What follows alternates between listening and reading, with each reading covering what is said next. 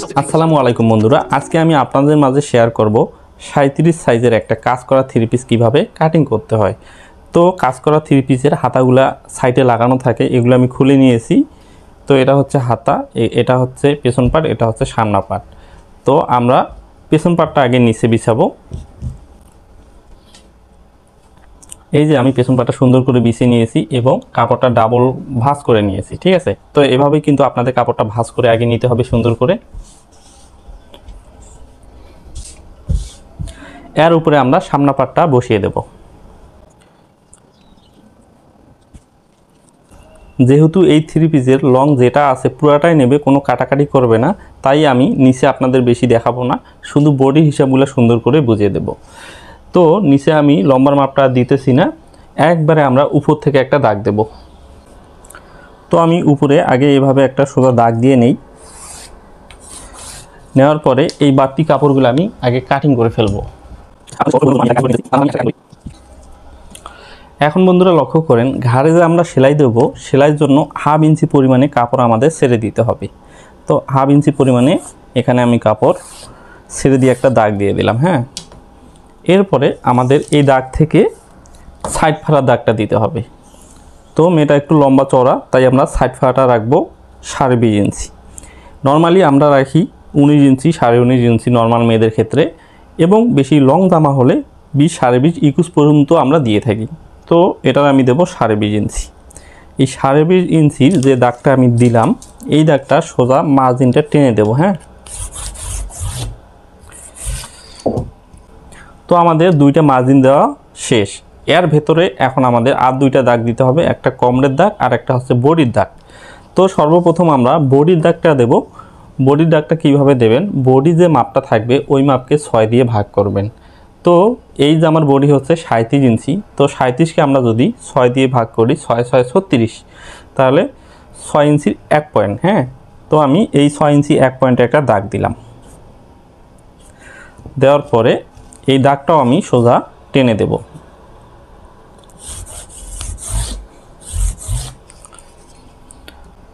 তো আমাদের এখানে তিনটা মাপ বের হলো, লম্বা, সাইড ফাড়া এবং বডি। এখন আমাদের কোমরের মাপটা এখানে বের করতে হবে।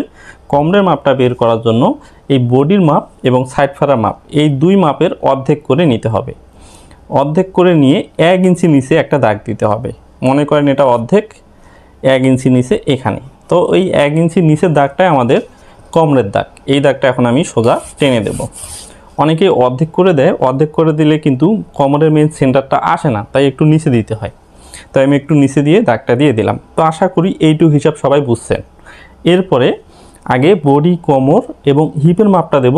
তারপরে আপনাদের মেন যে সমস্যা, যেটা হচ্ছে গলার মাপ, পুটের মাপ এবং বগলের মাপ, এগুলো কিন্তু অনেকেই বোঝে না, এগুলো আপনাদের সুন্দর করে বুঝিয়ে দেব। তো সর্বপ্রথম আমি এখানে বডির মাপটা দেব 37 ইঞ্চি বডি। 37কে এখন আমাদের 4 ভাগ করতে হবে, কেননা এখানে আমাদের 4টা পার্ট আছে। সামনা পার্ট আমরা ডবল করে নিয়েছি 2টা, পেছন পার্ট ডবল করে নিয়েছি 2টা, 2 দুগুণা 4টা পার্ট, ঠিক আছে। তো বডি মাপকে 4 ভাগ করলে 37কে যদি 4 ভাগ করি, 9 দুগুণা 18, 18 দুগুণা 36, তাইলে 9 ইঞ্চি 2 সুতা। তো 9 ইঞ্চি 2 সুতাতে এই বডির দাগটা দিয়ে দিলাম।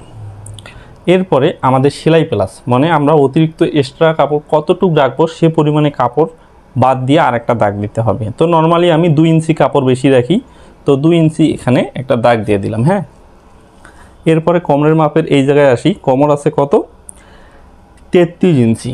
এখন 33কেও এখানে 4 ভাগ করতে হবে, তাহলে 4 × 32, 8 ইঞ্চি 2 সুতা এখানেও দিলাম, 8 ইঞ্চি 2 সুতা। অতিরিক্ত কাপড় এখানেও আমরা দেব 2 ইঞ্চি। এরপর আসি হিপের মাপ। হিপের মাপ সাধারণত বাংলাদেশ মেয়েদের ক্ষেত্রে বডির যে মাপ থাকে এই মাপটাই হিপের এখানে দিলে হয়ে যায়, ঠিক আছে। তো এখানে আমরা কত দিছি, 9 ইঞ্চি 2 সুতা, মানে 37 ইঞ্চি বডি এবং 37 ইঞ্চি হবে হিপ। তারপরও কারো যদি জামার মাপ 19-20 থাকে, হিপের মাপটা নিয়ে আপনারা 4 ভাগ করে এখানে দিয়ে দেবেন। এরপরে এখানে সেলাই প্লাস 2 ইঞ্চি রাখা যাবে না, কেননা আমরা সাইড যখন মোড়ানি দেই হাফ ইঞ্চি পরিমাণে ডাবল ভাঙ্গান দিই। তো হাফ ইঞ্চি ডাবল ভাঙ্গান দিলে কত হবে, 1 ইঞ্চি। তো আমরা 1 ইঞ্চি 2 পয়েন্ট এখানে নেব। তো এইটুকু হিসাব বুঝতে পেরেছেন। এখন আমাদের বডির সাথে কোমর, কোমরের সাথে হিপের দাগটা মিলাই দিতে হবে। তো তো এটা মিলানোর জন্য যদি মোটা মেয়ে হয়, মোটা মেয়েদের ক্ষেত্রে আপনারা এইভাবে শেপটা দিবেন না। এভাবে শেপটা দিলে অনেকের এই সমস্যাটা হয়। মেয়েদের কিন্তু বুকের বেসটা থাকে মোটামুটি উপর থেকে 9 বা 10 ইঞ্চিতে। তো মনে করেন এই যে আমার বুকের বেস হচ্ছে 10 ইঞ্চিতে, এই 10 ইঞ্চি যদি আমরা এভাবে দাগটা দেই তাহলে এই জায়গাটা কিন্তু অনেক শর্ট হয়ে যায়, এটা মানে ভিতরে আসতেছে, তাহলে আমাদের বডিটা কম হয়ে যাইতেছে। তো মোটা মেয়েদের ক্ষেত্রে সব সময় এভাবে উল্টা শেপ দিবেন, ঠিক আছে? তো এভাবে উল্টা শেপ দিয়ে মিলিয়ে দিলাম। আর হিপ থেকে কোমর পর্যন্ত এইভাবে এবার শেপটা দিয়ে আবার সুন্দর করে মিলিয়ে দিতে হবে। হ্যাঁ, তো আশা করি বুঝতে পেরেছেন।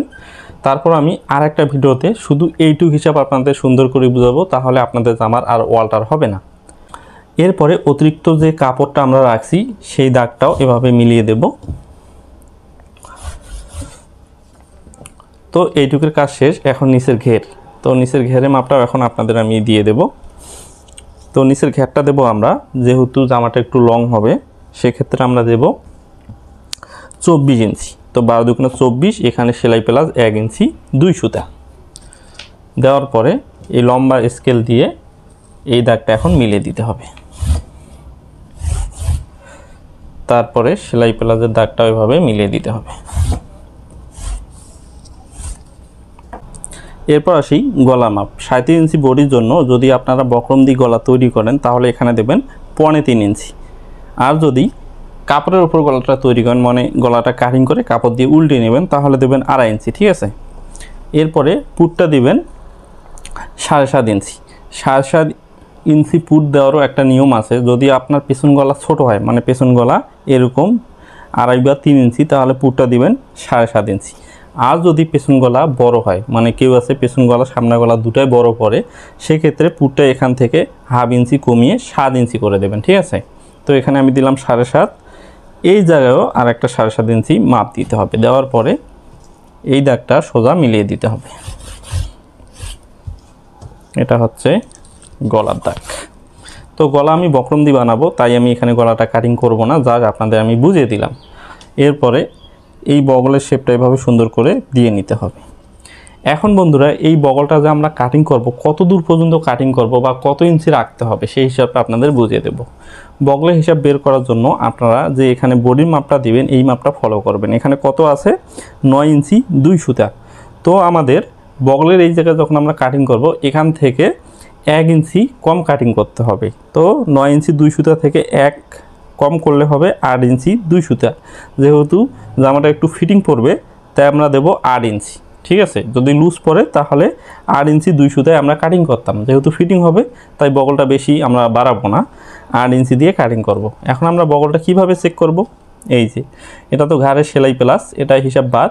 তারপরে যখন আমরা হাতা লাগাবো তখন কিন্তু এভাবে 1/2 ইঞ্চি পরিমাণে কাপড় রেখে আমরা হাতাটা লাগিয়ে নিই। সেই 1/2 ইঞ্চি পরিমাণে কাপড় রেখে আমাদের ফিতাটা এভাবে ঘুরিয়ে ঘুরিয়ে নিয়ে যেতে হবে। দেখতে হবে বগলটা কত আছে। এখানে দেখেন 8 ইঞ্চি 1 পয়েন্ট আছে, আমাদের দরকার 8 ইঞ্চি। যখন এটা আমরা কাটিং করব, 1 শুধু উপর দিয়ে কাটিং করব, তাহলে 8 ইঞ্চি হয়ে যাবে। আশা করি বুঝতে পেরেছেন। তো এখন আমি আপনাদের বগলটা কাটিং করে দেখাই। এই যে একটু উপর দিয়ে কাটিং করে নিলাম, দাগে দাগে কাটিং করলাম না, একটু উপর দিয়ে কাটিং করলাম, তাহলে আমার এটা 8 ইঞ্চি হয়ে যাবে।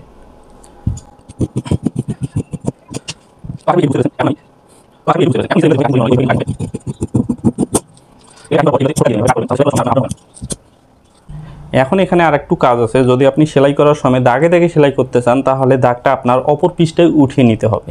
সেজন্য যেভাবে আপনি উপরে দাগটা দিয়েছেন ওইভাবে স্কেলটা রেখে এই যে 2টা পার্ট এভাবে নিয়ে সেকেন্ড পার্টেও এভাবে মার্জিনটা উঠিয়ে দিতে হবে।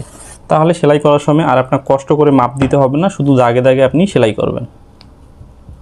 এভাবে সেলাই করলে আপনার সময়টাও একটু কম লাগবে এবং এই যে আমরা রাউন্ডটা দিলাম, মানে স্কেলটা উল্টা করে দিলাম, তখন আপনার একুরেট হবে। আর আপনি আইডিয়া করে এই ফিতে দিয়ে মাপ দিয়ে যদি সেলাইটা দেন, একটু আঁকা বাঁকা হয়ে যায়, সেক্ষেত্রে আপনার কিন্তু জামার সেলাইটা সুন্দর হয় না।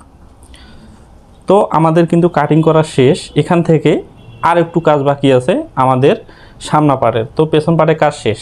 তো পেছন পার্টটা আমি এভাবে সাইডে রেখে দিলাম, শুধু সামনা পার্টটা নেব। সামনা পার্টের কী কাজ? যেহেতু সামনে ডিজাইন আছে, মানে জামাটা দুই পাশে পরতে পারবে না, এক পাশেই পরবে। তাই আমরা সামনা পাটে তালপাট দিয়ে কাটিং করব। তালপাট দেওয়ার মানে হইতেছে জামাটা যখন এক পাশে পড়ে তালপাট দিলে আপনার বগলের সামনে শেপটা সুন্দর আসে। তো যারা তালপাট দিয়ে জামা কাটেন তারাই শুধু এই জিনিসটা বুঝতে পারবেন তালপাটের সুবিধা এবং অসুবিধা। তো তালপাট কাটার নিয়ম হইতেছে, এখানে দেখবেন কত আছে, পুটটা 7.5, এই জায়গায় 1 ইঞ্চি কমে দেবেন, এখানে দিবেন 6.5। দেওয়ার পরে এই যে এখান থেকে এই দাগটা আবার মিলে দিতে হবে। দেওয়ার পর এই জায়গা থেকে আপনার 1/2 ইঞ্চি পরিমাণে কাপড় কাটিং করে বের করতে হবে। আমি আপনাদের একবারে কাটিং করে দেখিয়ে দিতেছি। এই যে এভাবে একটু খাল করে নিয়ে 1/2 ইঞ্চি পরিমাণে কাপড় কেটে বের করতে হবে। যখন তালপাট কাটিং করা হয় তখন লক্ষ্য করেন বন্ধুরা, আমাদের এই পেছন পাটের সাথে সামনা পাটের বগল কিন্তু এখন মিল হবে না। কেন মিল হবে না? আমরা এই তালপাট কাটলাম, সেজন্য আমাদের এই যে এটা যদি আমি সমান করে ধরি তাহলে এই যে সামনা পাটটা 1/2 ইঞ্চি বেশি হয়ে গিয়েছে। কেন? সামনে আমরা তালপাট দিয়েছি, কাপড়টা বেশি কাটিং করা হলো, তাই বাড়তি হয়ে গিয়েছে। এখন আমরা এভাবেই যদি জামাটা সেলাই করি, জয়েন্ট না মিলানোর কারণে তখন আমাদের জামাটা কিন্তু পেছন দিক ঝুলে পড়বে। অনেকের এই সমস্যা হয়ে থাকে, সামনা গলা পেছন দিক ঝুলে পড়ে। যখন তালপাট দিয়ে জামা কাটার পরে এই যে এখানে আরেকটু কাজ আছে, ওই কাজটা করেন না, তখন আপনাদের জামাটা ওয়াল্টার হয়ে যায়। তো এখন আমাদের এটার সমাধান কি? সমাধান হচ্ছে আমাদের ঘাড়ে সামনা পাটে শুধু 1/2 ইঞ্চি ডাউন দিতে হবে। তো এই ডাউনটা দিবেন আপনার এই যে গলার এখান থেকে ধরে একবারে ঘাড়ে এভাবে 1/2 ইঞ্চি ডাউন। এখন যদি এই জামাটা সেলাই করেন আপনার বগল এবং ঘাড় হাতা সব জায়গায় পারফেক্ট হয়ে যাবে। তো আশা করি বুঝতে পেরেছেন। এখন আমরা হাতা কাটিং করব। হাতা কাটিং করার সময় আপনার এই যে বগলটা যত ইঞ্চি আছে ওই হিসেবটা মনে রাখতে হবে। তো বগলটা আমরা কাটিং করেছি কত? 8 ইঞ্চি। এই যে আমি আপনারা আরেকবার মিলিয়ে দেখাই, এই যে 8 ইঞ্চি।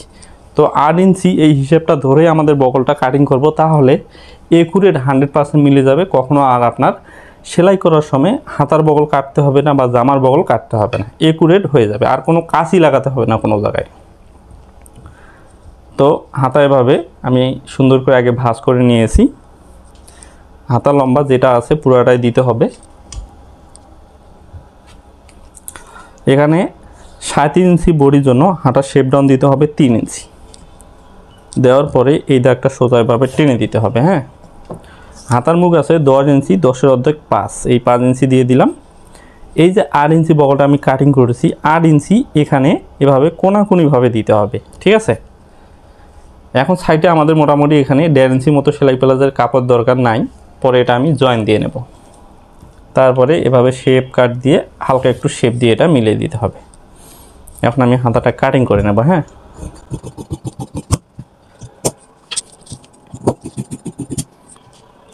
এখন সেম আমরা হাতার উপর হাতায় এভাবে দাগটা উঠিয়ে দেবো, দুইটা পাট নিয়ে এভাবে সুন্দর করে দাগটা আরেক হাতায় উঠিয়ে দেবো। যখন সামনের পাটের বডিতে তালপাট কাটিং করা হবে তখন অবশ্যই জামায়ও হাতায় তালপাট কাটিং করতে হবে। তো হাতায় তালপাট কাটিং করার জন্য এই যে সিধা পাট আমি এভাবে ভিতরে দিয়ে দিলাম।